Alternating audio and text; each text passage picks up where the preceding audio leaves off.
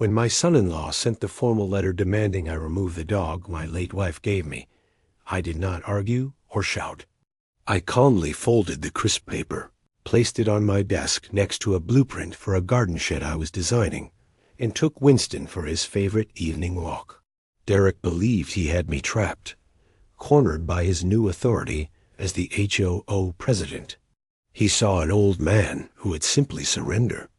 What he failed to understand was that a retired architect knows how to find the fatal flaws in any structure, and his petty empire was built on the shakiest of foundations. He thought he was delivering an eviction notice for my dog, but he had just signed the demolition order for his own reign.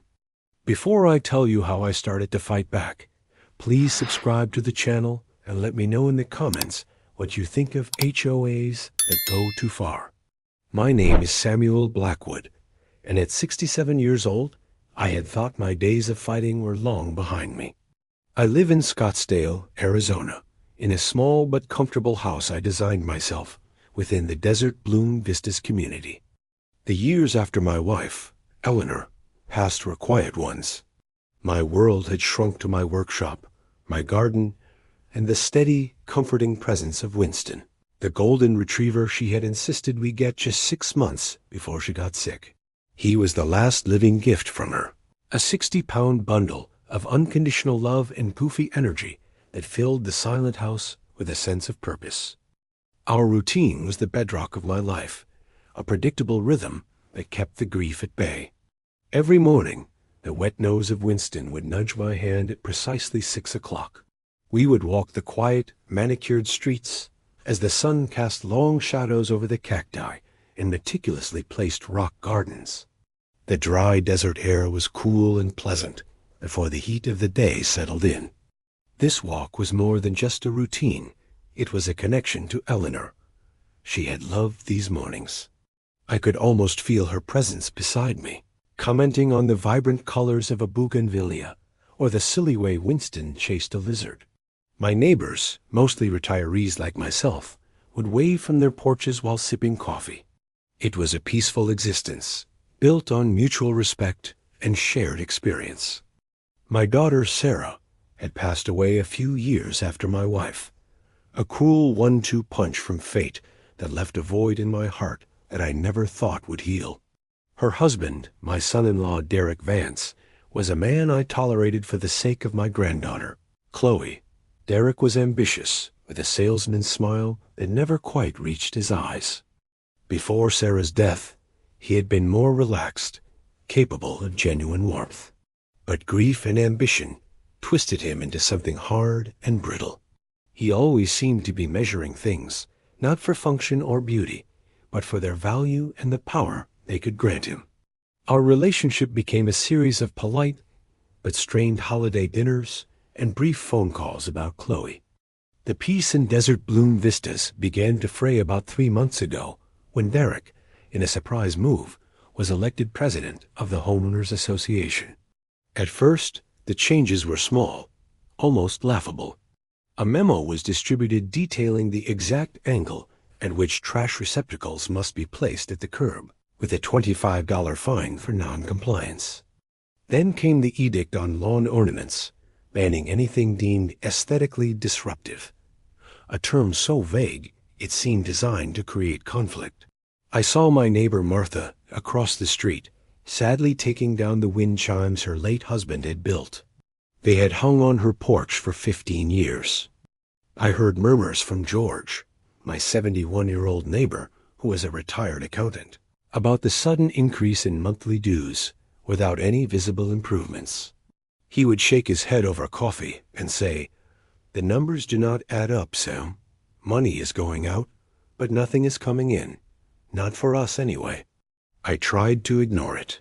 I had my own life, my own quiet world with Winston. I paid the dues and made sure my trash cans were perfectly aligned. I had no interest in small-town politics. A few weeks ago, Derek stopped by with Chloe. While Chloe was in the backyard throwing a tennis ball for a very happy Winston, Derek stood in my living room, looking around with a critical eye. "This is a nice community," he said, his tone suggesting he was the sole reason for its quality. "We are making some big changes to elevate the standard of living here. Upholding property values is my top priority."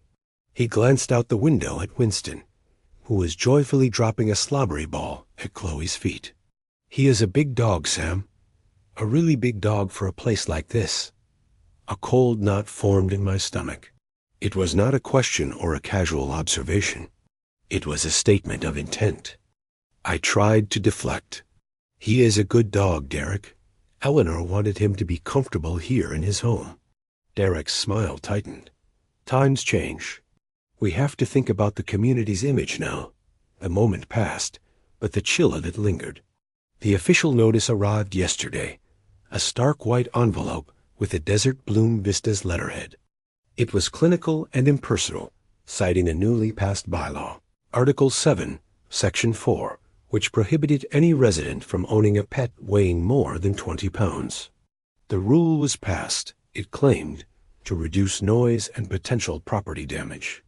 It gave me 30 days to remedy the situation, a sterile euphemism for getting rid of a member of my family. The letter was signed by Derek Vance, President. He did not call.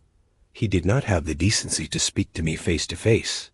He just used the anonymous power of his new position to deliver the cruelest possible blow, knowing full well that Winston was my last link to his late wife and my daughter.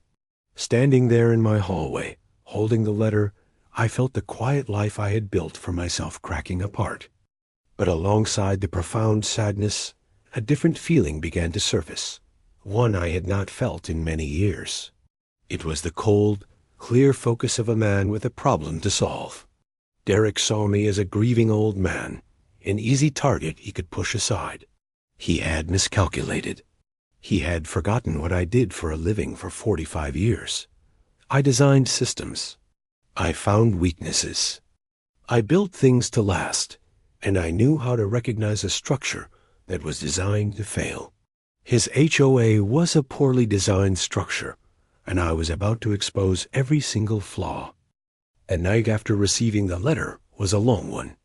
Winston slept peacefully at the foot of my bed, his soft snores a comforting rhythm in the silent house. Lying in bed that night, I stared at the ceiling, the words from Derek's notice replaying in my mind. Remedy the situation. The phrase was so clinical, so detached. He was not just targeting a pet. He was targeting my connection to Eleanor, to Sarah, to the life we had built. There was no reasoning with a man who could be so deliberately cruel to his own family. The next morning, my usual routine felt different.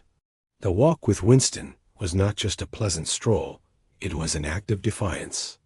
Every person who waved, every neighbor who stopped to pet Winston, became an unknowing soldier in a battle they did not yet realize was being fought. I needed information, and my first stop was George's house. George, who had spent his career as an accountant, lived 2 doors down. He was a widower like me, a man who found comfort in numbers and order. When I showed him the letter, his face hardened. He adjusted his glasses and read it a second time. "This is not about the dog, Sam," he said, his voice low. "This is about control. And I suspect it is also about money."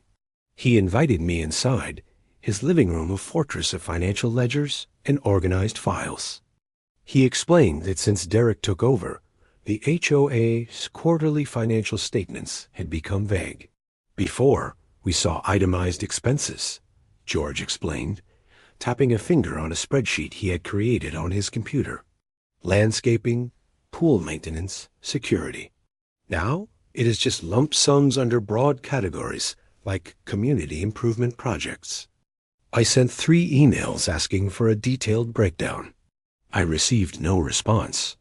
The suspicion he had voiced over coffee had now solidified into a real concern. He told me about others who had been targeted. Martha, who had her wind chimes banned, was also fined $100 for a barely visible crack in her driveway. Another neighbor, a 78-year-old woman named Beatrice Monroe, was cited for her rose bush extending 2 inches over the public sidewalk. Beatrice was a retired lawyer, a formidable woman who had, according to George, sent the board a scathing letter citing municipal codes that proved she was in the right. She received a second, more threatening notice in return. It was clear Derek was creating a hostile environment, specifically for the older, long-term residents. I decided my next visit had to be to Beatrice. Her house was immaculate, the offending rose bushes pruned to military precision. Beatrice herself was just as sharp. She was a small woman with intelligent eyes that missed nothing. She listened patiently as I explained my situation with Winston and what George had told me about the finances. "This is a classic power play," she stated, her legal mind immediately dissecting the situation. A new board president flexing his authority. But the vagueness in the financials, combined with the targeted and legally questionable fines, suggests something more than just ego. She showed me the letters she had received. They were aggressive in tone, filled with legal-sounding jargon meant to intimidate. "He made procedural errors when he passed that pet bylaw," Beatrice said, a thin smile on her lips. "He did not provide the required 14-day notice to all residents before the vote. He simply announced it in an email after the fact. Technically, that bylaw is invalid." The information was a small but significant victory. It was the first crack in Derek's foundation. My last attempt at a direct approach was a phone call to Derek himself. I wanted to hear it from his own mouth, to give him one final chance to be a decent human being. I kept my tone level, explaining that Winston was not a nuisance and was a deep comfort to me. Derek's response was chillingly detached. "Sam, this is not personal," he said, the lie hanging in the air between us. "It is about maintaining the standards of the community. We are trying to attract a younger, more affluent demographic. A 70-pound dog running around does not fit that image." When I mentioned the deep connection Winston had to Eleanor and Sarah, he was silent for a moment. Then he said, "We all have to move on. Holding on to the past does not help property values." That was it. He had confirmed everything. He saw me, and people like me, as obstacles to his vision of a newer, richer community. We were the past, and he was determined to erase us. That evening, George and Beatrice came to my house. I laid out my original architectural plans for the community on my large drafting table in the dining room. Beatrice brought a copy of the official HOA bylaws, and George brought his laptop with all the financial data he had managed to compile.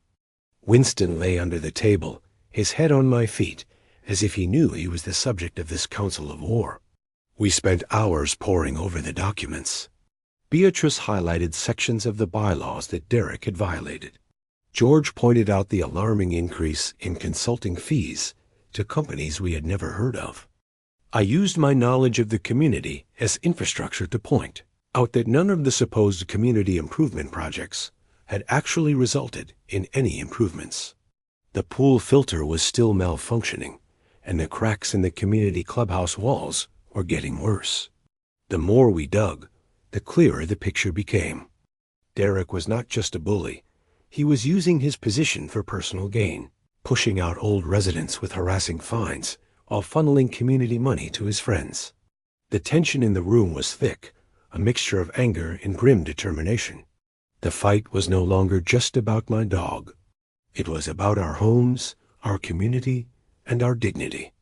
We were 3 senior citizens, an architect, an accountant, and a lawyer, and we had just declared a quiet war against my son-in-law. The full weight of Derek's betrayal crashed down on me during a visit from my granddaughter, Chloe. He dropped her off on a Saturday morning, claiming he had an important HOA meeting to attend. He barely made eye contact with me, offering a curt nod before driving away in the sleek electric car he drove.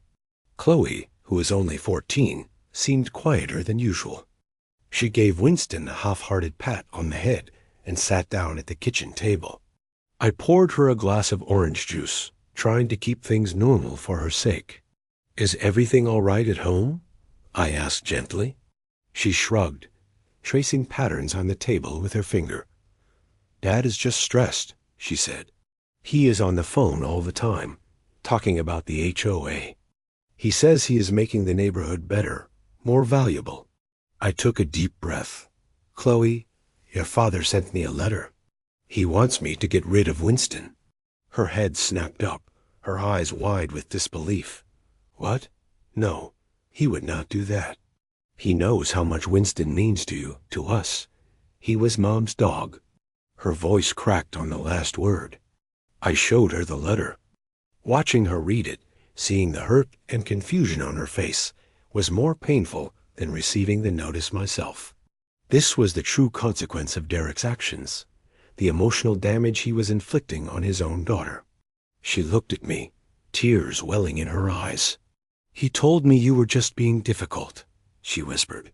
"He said there were new rules for everyone, and that you were refusing to follow them because you were stuck in the past.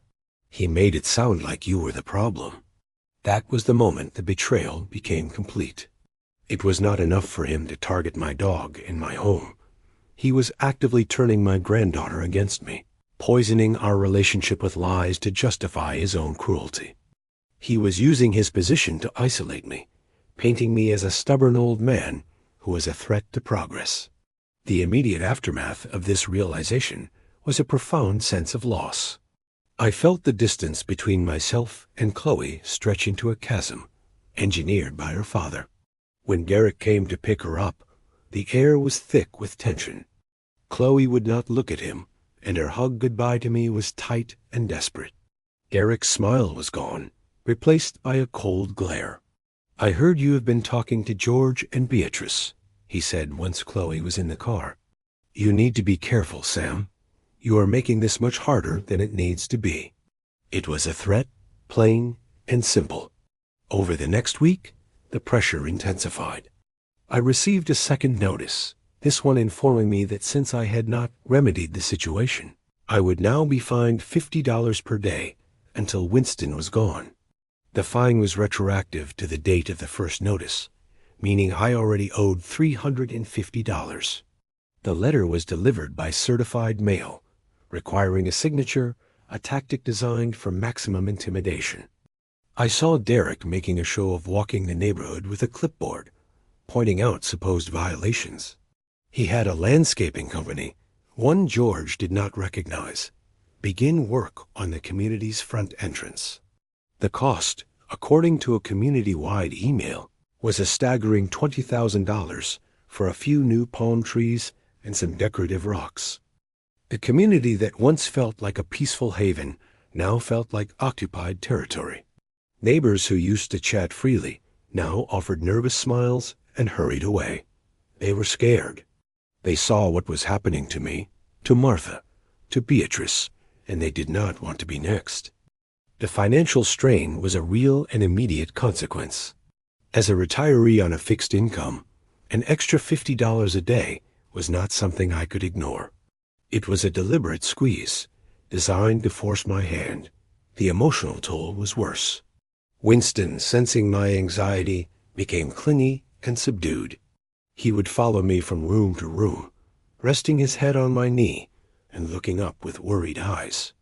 The joy of our walks was replaced by a knowing fear that each one could be our last. The betrayal was not just a single act, it was a sustained campaign of psychological and financial warfare waged by my own son-in-law. He was dismantling my life piece by piece, all under the guise of community improvement. He was leveraging his grief-stricken wife's father, isolating him from his granddaughter, and extorting him financially, all to build his little kingdom of manicured lawns and absolute control.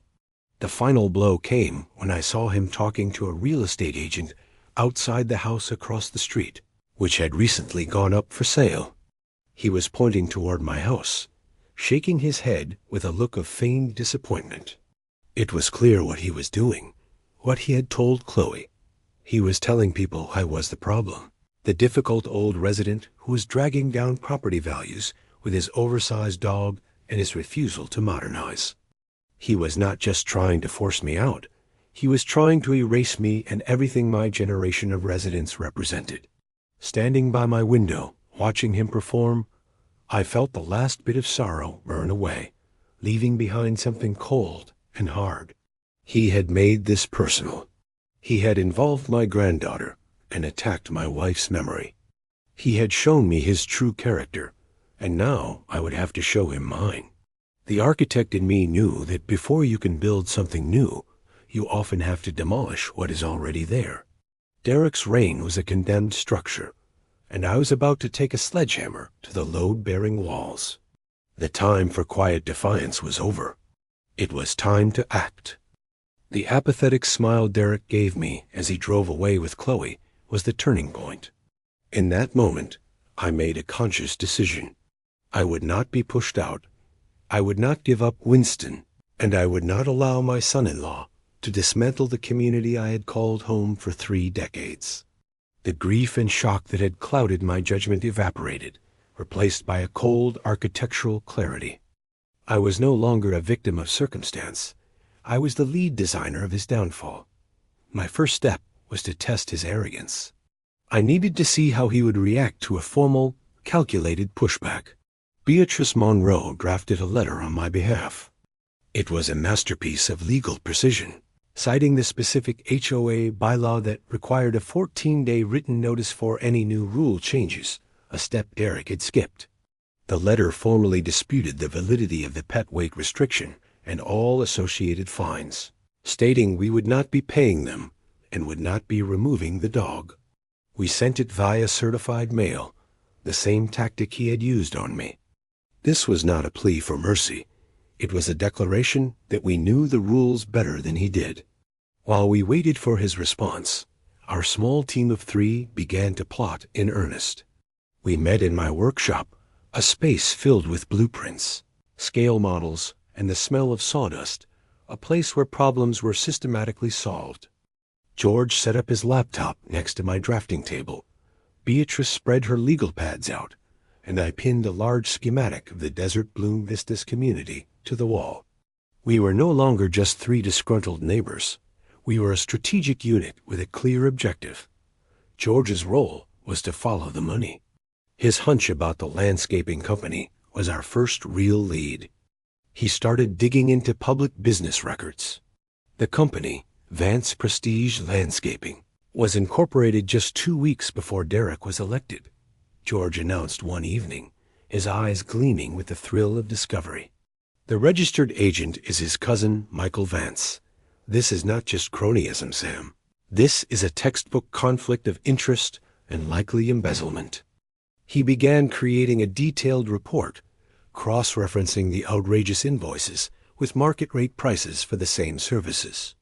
The overcharges were blatant, sometimes as much as 300%. While George audited the finances, Beatrice began a deep dive into the HOA's governing documents. She was looking for procedural weaknesses, any rule Derek might have broken in his haste to consolidate power.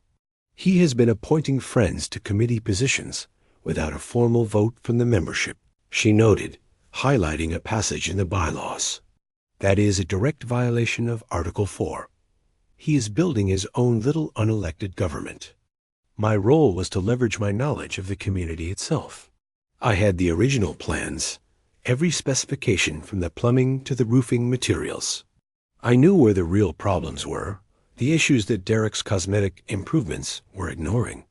I took Winston for long, purposeful walks, carrying a notepad and camera. I documented the spreading cracks in the clubhouse foundation. I photographed the aging, inefficient pool pump that was costing the community a fortune in electricity. I noted the areas where the original irrigation system, which I had helped design, was failing due to neglect, causing brown patches on the common area lawns that Derek was conveniently ignoring. Each photograph was a piece of evidence, proof that he was enriching himself and his family while the community's actual infrastructure crumbled. Derek's response to my legal letter came a week later. It was dismissive and arrogant. He claimed the board had the right to pass emergency amendments for the community's welfare, and that our challenge was baseless. He then doubled down, issuing a new fine of $200 for failure to comply with an executive directive. He was so confident in his power that he did not even see the trap we were setting. His arrogance was the weakness we needed to exploit. He believed he was unassailable. He saw us as three relics, easily intimidated and brushed aside. He had no idea that George was building a financial case that could lead to criminal charges, that Beatrice was compiling a list of procedural violations that could invalidate his entire presidency, and that I was creating a visual presentation that would prove to every resident that his leadership was a sham. The plan was solidifying.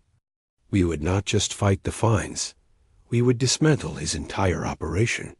We would use the HOA zone rules against him, calling for a special meeting of the homeowners to present our findings.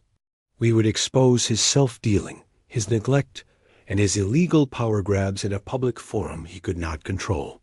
It was a high-stakes gamble. If we failed, he would undoubtedly retaliate with every legal tool at his disposal. But looking at Winston dozing in a patch of sunlight on the floor, I knew we had no other choice. This was for him, for Eleanor's memory, and for every resident who had been bullied into silence.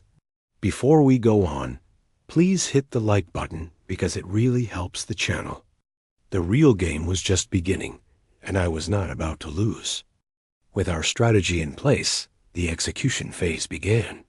We operated with the precision of a well-planned construction project, each of us responsible for a specific part of the foundation that would bring Derek's empire down. Our first step was to gather undeniable support from the community. A petition drafted by Beatrice, which called for a special meeting of the members to address urgent matters of governance and financial mismanagement, became our primary tool. We needed signatures from at least 25% of the homeowners to legally compel the board to hold the meeting. I took on the role of the canvasser. Every evening I walked the neighborhood, not with a camera, but with a clipboard and a calm, factual presentation. I did not lead with my story about Winston. Instead, I started with the numbers. I showed my neighbors George's preliminary findings, the simple charts illustrating the massive spike in dues versus the lack of any real maintenance. I showed them the photos of the cracked clubhouse foundation and the failing irrigation system. I explained, as the original architect, what the long-term cost of this neglect would be. The reaction was immediate. People who had been afraid to speak up were now angry. Martha, the woman with the wind chimes, was one of the first to sign, her hand trembling with indignation. Others followed. A man who had been fined for his satellite dish, being the wrong shade of beige, signed with a flourish. A young couple who had been struggling with the increased dues signed after. I showed them the invoice for the $20,000 entryway. Within a week, we had signatures from over 40% of the homeowners, far more than we needed. We submitted the petition to the HOA board, legally forcing Derek to schedule the meeting. He could not refuse, but he could try to control the narrative. The official notice for the special meeting, written by Derek, was a masterpiece of condescending spin. It described the meeting as a forum to address concerns from a few residents regarding recent community enhancements. He scheduled it for a Tuesday night, hoping for low attendance. He was underestimating his opposition. While he was busy with damage control, George was securing our financial bombshell. He contacted a friend at the state's corporate commission. With the business registration number for Vance Prestige Landscaping, his friend confirmed that the address listed for the company was a simple residential home, the home of Derek's cousin. More importantly, the company had no business license to perform commercial landscaping. It was a shell company set up for the sole purpose of funneling HOA funds. Beatrice, meanwhile, was preparing our legal assault. She created a packet for every resident who attended the meeting. It contained copies of the specific bylaws Derek had violated, a timeline of his unapproved appointments, and a clear, simple summary of the procedural errors that made the pet bylaw and other new rules legally unenforceable. She was not just making accusations. She was providing the evidence, chapter and verse. My job was to synthesize all of this information into a presentation that would be impossible to refute. I spent days in my workshop, not with blueprints for a building, but with a storyboard for the meeting. I created a series of large, clear presentation boards. The first board showed a graph of the rising HOA fees. The second showed the pictures of the crumbling infrastructure. The third and most damning was a side-by-side comparison. On one side, a photo of the $20,000 pile of rocks at the entrance, and on the other, a detailed breakdown from George showing the inflated invoices and the connection to Derek's cousin.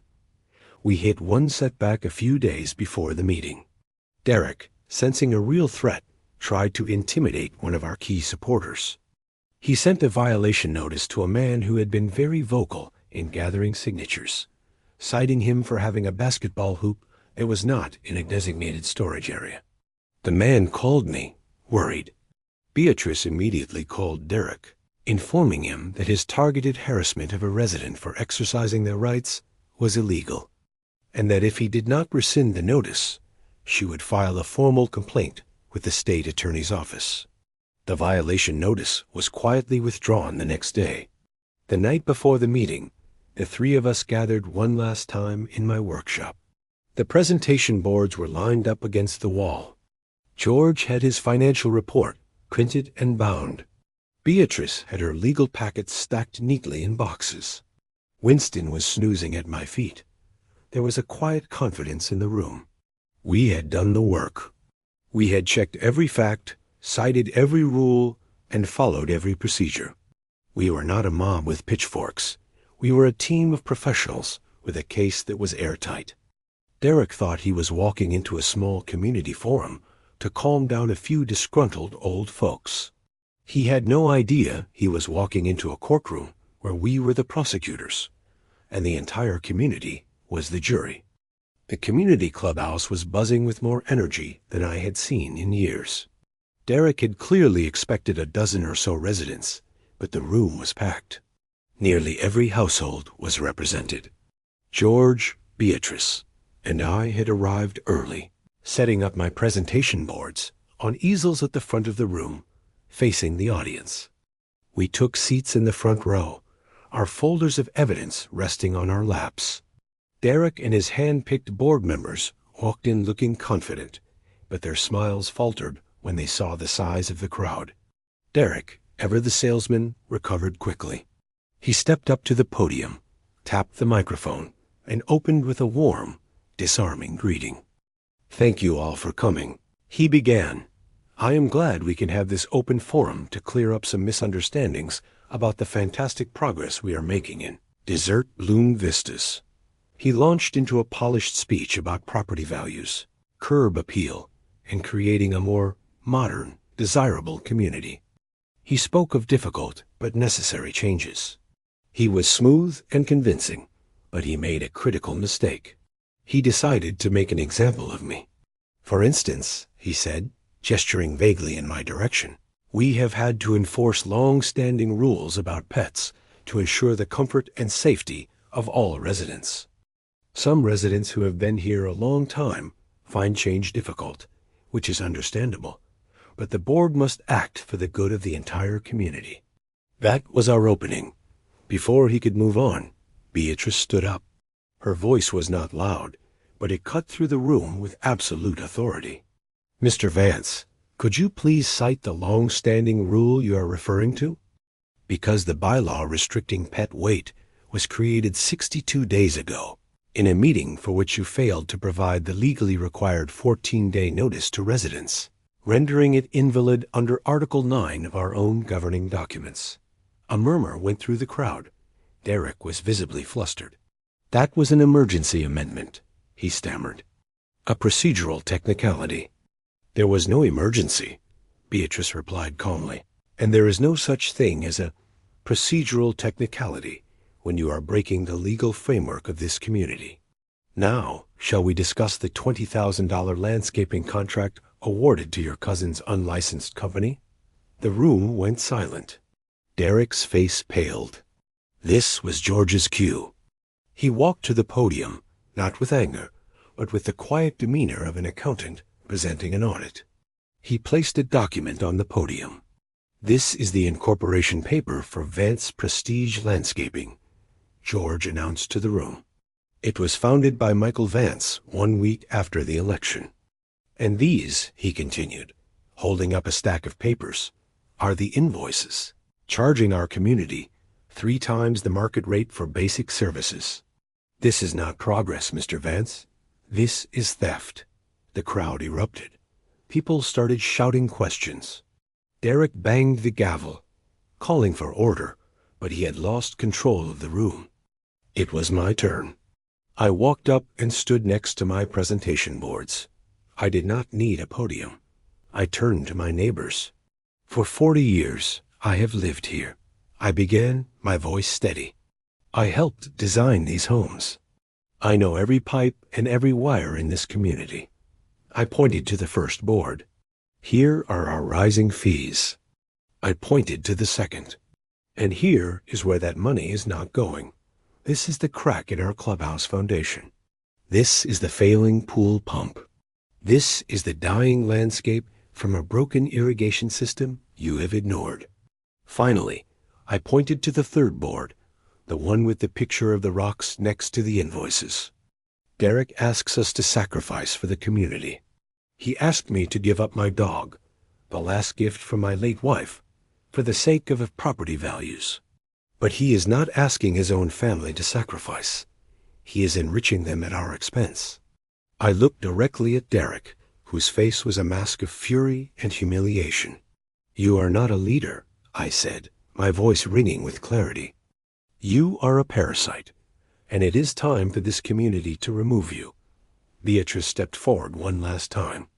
"According to Article 3 of the bylaws," she announced, "A, vote to recall the entire board can be called at a special meeting with a majority vote of the members present." I moved to recall the board, effective immediately. George seconded the motion. The vote was a landslide. A sea of hands went up in support of the recall. Only a few of Derek's cronies on the board voted against it. It was over. He was stripped of his title, his power, and his dignity in front of the entire community he had tried to dominate. He and his board members sat there, stunned into silence, as the residents elected an interim board on the spot, with Beatrice Monroe unanimously voted in as the new president. The victory was clear, total, and definitive. Derek gathered his papers and practically fled the clubhouse, not looking at anyone. The reign was over. That is how I got my so-sweet revenge. The immediate aftermath of the meeting was a scene of quiet, joyous liberation. As Derek and his cronies fled the clubhouse in humiliation, a wave of applause and relieved chatter filled the room. Neighbors were shaking hands, hugging, and patting George and me on the back. Beatrice, ever the professional, immediately called the meeting back to order to handle the necessary business of formally establishing the new interim board and scheduling a proper election. The life after the takedown was peaceful, justified, and deeply satisfying. The new board's first official act, taken that very night, was to unanimously vote to repeal every bylaw and fine Derek had instituted. A community-wide email went out the next morning announcing that the 20-pound pet limit was abolished. All retaliatory fines were voided, and any that had been paid would be fully refunded. The sense of relief across desert bloom vistas was palpable. You could feel it in the air. Martha's wind chimes were back up on her porch by noon, their gentle music a symbol of our restored freedom. The consequences for Derek were severe and unfolded just as we had planned. George, appointed as the new treasurer, worked with a forensic accountant to detail the full extent of the financial mismanagement. The final report was damning, proving a clear pattern of embezzlement through the Shell Landscaping Company. The HOA filed a civil suit against Derek and his cousin to recover the stolen funds, and our evidence packet was turned over to the state attorney's office, which opened its own criminal investigation. Derek was forced to sell his house to cover his mounting legal fees. His attempt to build a petty kingdom had left him financially ruined and publicly disgraced. My life returned to its quiet rhythm, but it was a richer, more connected quiet than before. I volunteered my architectural expertise to the new board, overseeing the real community improvements that were long overdue. We repaired the clubhouse foundation, replaced the inefficient pool pump, and fixed the irrigation system. It was rewarding work, a way of healing the physical community, while its spirit was also on the mend. My neighbors were no longer strangers who waved from a distance. They were allies and friends. But the most important resolution was with Chloe. A few days after the meeting, she showed up at my door by herself, having taken a bus from her friend's house. Her eyes were red-rimmed, and she looked lost. She told me she had heard everything and had confronted her father. The things he said, the way he tried to justify his actions, had shown her his true character. She wrapped her arms around me and apologized for ever believing his lies. It was a painful moment, seeing her innocence shattered, but it was also the moment our bond was truly reforged. She started spending weekends with me, not out of obligation, but because she wanted to. We worked in the garden, we took Winston to the park, and we talked, really talked, for the first time in years. This morning, as the Arizona sun cast a golden glow over the desert, Winston nudged my hand at precisely 6 o'clock. We walked our usual route. The air was calm. Neighbors were out, sipping coffee on their porches, and their waves were warm and genuine. Winston trotted happily beside me, his tail wagging, a constant living reminder of what I had fought for. My revenge was not loud or explosive. It was in the quiet, steady rebuilding of a life and a community that my nephew had tried to tear down. He had lost everything, while I had regained it all. Please subscribe, hit the like button, and leave a comment telling me what part of the story you liked most.